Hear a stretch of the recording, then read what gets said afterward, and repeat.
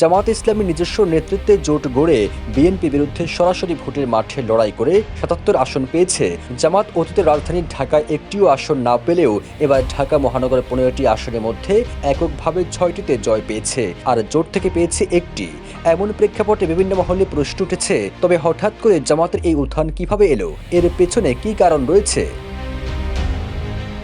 ঢাকা মহানগরে ১৫টি আসনের মধ্যে জামাত জয়ী হয়েছে ঢাকা ৪, ৫, ১২, ১৪, ১৫ এবং ১৬। এছাড়া জোটের প্রার্থী ও এনসিপির আহ্বায়ক নাহিদ ইসলাম জয়ী হয়েছেন ঢাকা ১১ আসনে।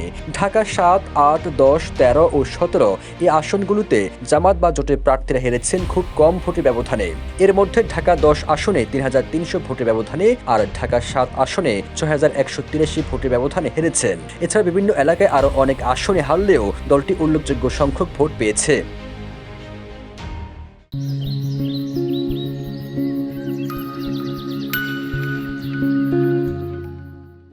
ফলাফলে ভৌগোলিক বিশ্লেষণে দেখা যায়, খুলনা বিভাগে ৩৬টি আসনের মধ্যে ২৫টি, রংপুর ৩৩টির মধ্যে ১৬টি এবং রাজশাহী ৩৯টির মধ্যে ১১টি আসনে জয় পেয়েছে জামাত। আর ঢাকা ও চট্টগ্রাম বিভাগে বিএনপি এগিয়ে।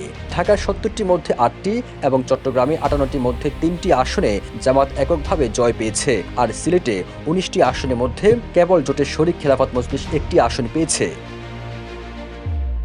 এবারের নির্বাচনে তরুণ ও নারী ভোটারদের একটি অংশ জামাতের দিকে ঝুঁকেছে, এমন আলোচনা রয়েছে। বিভিন্ন বিশ্ববিদ্যালয় ছাত্র সংসদ নির্বাচনে ইসলামী ছাত্র শিবিরের সাফল্যকেও কেউ কেউ এই প্রেক্ষাপট হিসেবে দেখছেন। যদিও অতীতে জাতীয় সংসদ নির্বাচনের ফলাফল ছিল ভিন্ন প্রেক্ষাপট। ১৯৯৬ সালে জামাত ইসলামী পেয়েছিল ৩টি আসন, ১৯৯১ সালে ১৮টি, ২০০১ সালে ১৭টি আর ২০০৮ সালে মাত্র ২টি আসনে জয় পেয়েছিল জামাত। সেই তুলনায় এবারের ফলাফলে দলটির জন্য এক ঐতিহাসিক মোড়। সবুজ আলম, নিউজ ডেস্ক, ইত্তেফাক।